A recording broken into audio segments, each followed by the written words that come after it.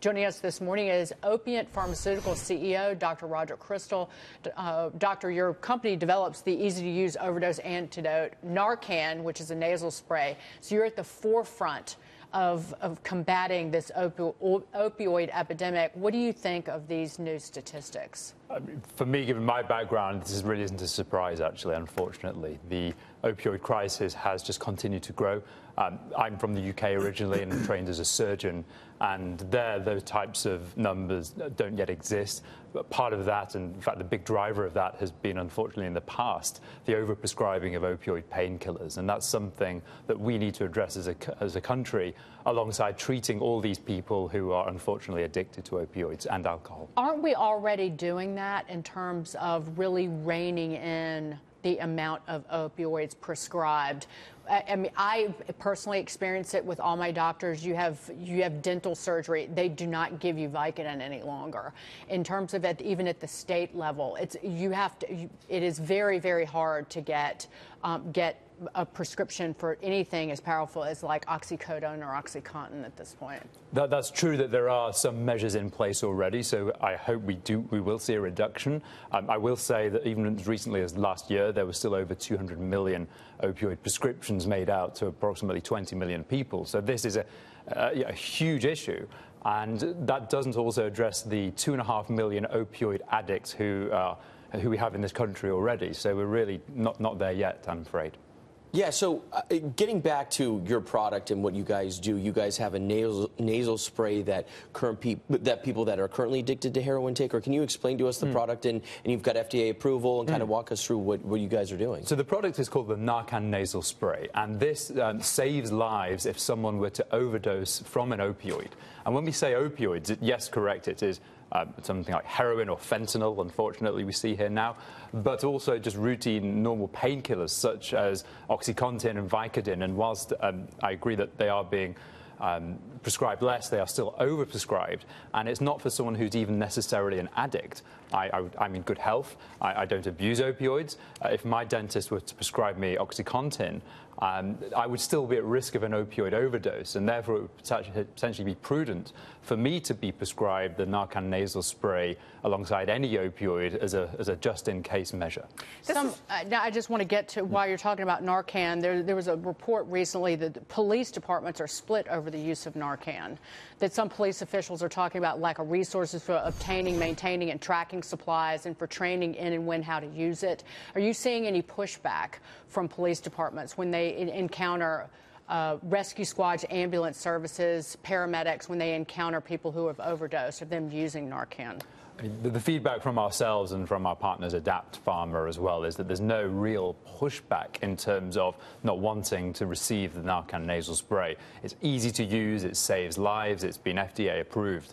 So there's a real gratitude when they finally can get hold of it, because actually it's something that people are then able to use and save lives. The challenge about resources, that is more of a broader issue about funding. That's true for some, but I know that Sheriff Jones in Butler County, Ohio, does not want his officers carrying this, and it's because, for one thing, they say that, law enforcement officials are supposed to be able to enforce the law, not end up basically treating people who are going to overdose again and again, and they see these repeat offenders.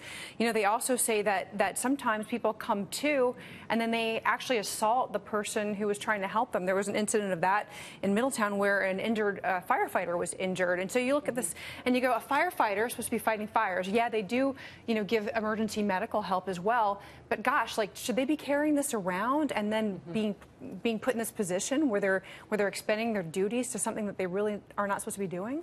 Well, that represents a vast minority of people, and certainly the police officer you mentioned is very outspoken on that, but that's particularly rare. The emergency responders in general, that is their responsibility overall, is to respond to an emergency. Why? To ultimately save lives. And this is a very successful way of saving a life if given appropriately. And people, if they get the right training, should absolutely be well handled to do so. Your company got some good news about the feasibility of a heroin vaccine that's been in the works. Tell us about that. So this is an early stage program that we're very fortunate to have partnered with the Walter Reed Army Institute of Research and NIDA, the National Institute of Drug Abuse. So we have this program, and we got some recent news that's going to be published around the feasibility of this heroin vaccine. It's showing that not only does the vaccine seem to work in an animal model against heroin, but also activity against some of these opioid painkillers as well. So we're very encouraged by that. We also have the data to show that this can potentially be scaled up and therefore truly manufactured on a commercial level once it gets into the clinic. So this is very important even at this stage when we're thinking about this as a proper product to get out there. Can we get a balance in pain management? As you know, 15 years ago, the rap against the medical profession was they weren't doing enough for people in pain, which led to the part of the reasons we have the crisis today. Yeah. What is the balance? The balance is a tough one to strike, and I talk about my experience in the UK as a surgeon there, and by no means is the UK perfect at all. We probably didn't prescribe sufficient analgesia.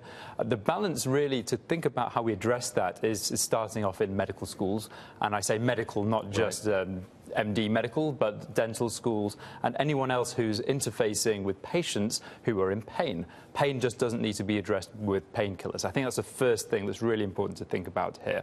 Often physical therapy can be extremely helpful, and in fact, patients need to understand that some pain isn't in fact a bad thing if they are reassured psychologically that this is part of healing. But the backlash has been toward, and I speak from personal experience, family experience, that people who are in critical pain, who need opioids, who need OxyContin, who need oxycodone, who are fighting stage 4 bone cancer, it is incredibly difficult now to get prescriptions refilled. That you have to have and the supplies they give you a very short supply, but these are people who literally can't get addicted because of the pain levels they're experiencing. These are deadly diseases, and they're just trying to manage their pain. But it's incredibly difficult now for these people to go. You have to drive my mother has to drive 2 hours to get a paper prescription from her doctor every couple of weeks, literally. No, absolutely, and that's very unfortunate, and the fact that people who generally do require opioids potentially are finding it harder to get access. I absolutely sympathise tremendously in that situation. The issue we have is the vast majority of people probably ought not to be on opioids in the first place. Right. I mean, that's what's so striking. Well, therein lies the personal responsibility. Is I have conversations with friends and family all the time that if a doctor ever offers to give you an opioid, you say no. I just had a tooth pulled. I don't need Vicodin for that. And people are hesitant now, I think at least through the communication through the media, people are hesitant to take opioids at all because they know they're so highly addictive. I mean, it doesn't take much for some people to become chronically addicted to the point that they can't stop taking it. Absolutely, and the issue that we have here is that not everyone is so willing to challenge their doctor, and actually it's a multifaceted approach. So it's the historical marketing of drugs, it's the fact that doctors have been overprescribing, it's the fact that patients aren't as empowered as perhaps they have been. So it's very difficult to say there's one specific area of responsibility, but recognizing we have this crisis, we need to do something about it. Part of it is to stop the overprescribing and misprescribing of opioids, and for where we play a role as a company is to treat addictions themselves. For anyone who's an opioid addict, the sooner you can get on definitive medical care and the longer you can receive medical treatment, the far greater the likelihood of not relapsing and actually going into long-term recovery. And that's what we're committed to. Dr. Crystal, it's good to see you. Dr. Roger Crystal, thank you.